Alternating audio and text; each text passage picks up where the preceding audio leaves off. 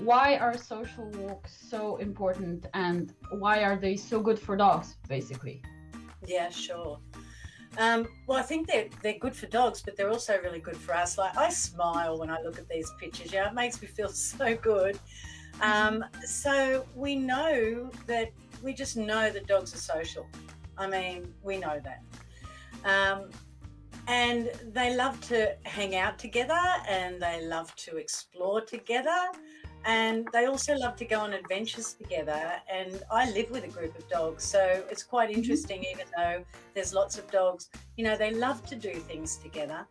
And they also, because they're social, they love the company of other dogs. So it's really important for them to be able to develop friendships with other dogs. Even if they do, if you do have a multiple dog household, it's still important for them to have other friends.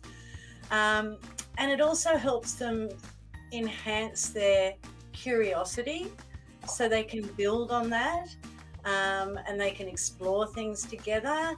Social walks are also important because it helps dogs learn good manners when they're out with other dogs, which is really, really important as well.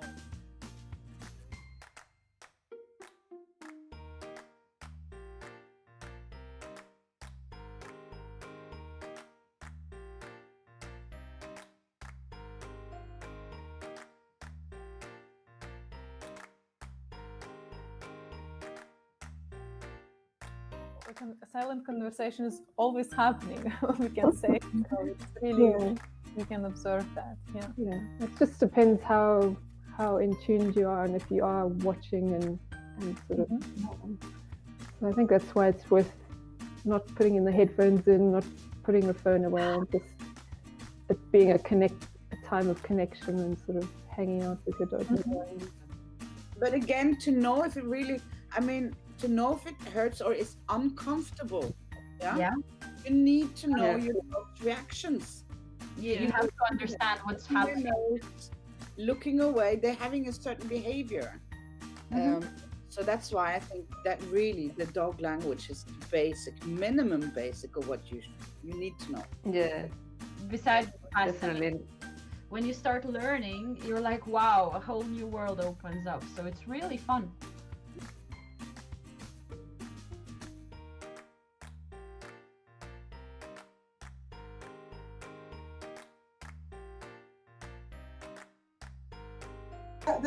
I'd say there is a bit of a pattern especially when we're talking about adult dogs with behavior issues.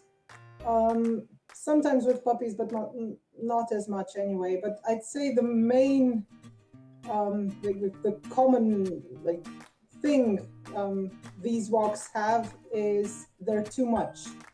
Either it's too much walking, or they're too long, or too much in terms of distance or time. Or sometimes it's just too much for that individual dog in terms of what's going on during the walk. Like they meet maybe we have a dog-reactive dog that meets too many dogs on their walk, for example. So it can be either a distance length thing, or it can be a stimulation sort of thing. It's just basically they're overwhelming for their dogs. Also, we're taking the dog out for a walk. You've got, if you're not fortunate and it's a quiet area, you've got main roads, you've got cars that backfire, you've got the morons on motorbikes that have to make the biggest screaming noise that they can make as they go past you. You've got emergency services vehicles, and you always get that whoop, whoop as it passes you.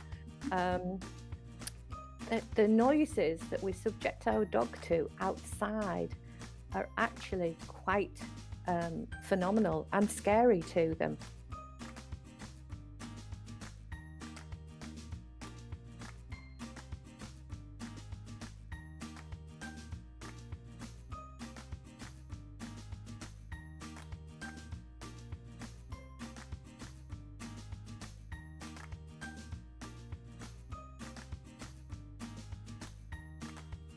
And there are probably also some things we can do at home in order to reduce the stress of a vet visit, right?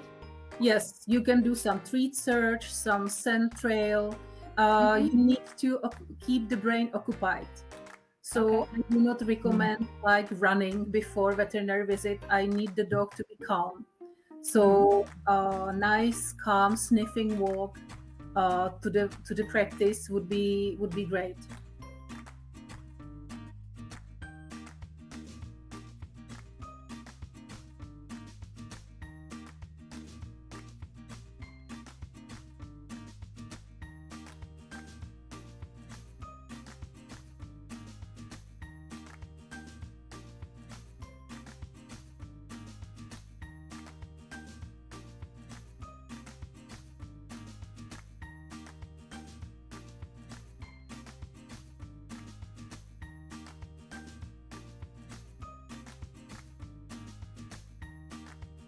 It's not only about how we get the puppy and we train this puppy to be the dog that we want, that we envision. It's actually about the whole puppy's heritage. It's about personality. It's about experiences, outside of your training. It's so much more, and I really love that we are starting to have this conversation on such a wide level.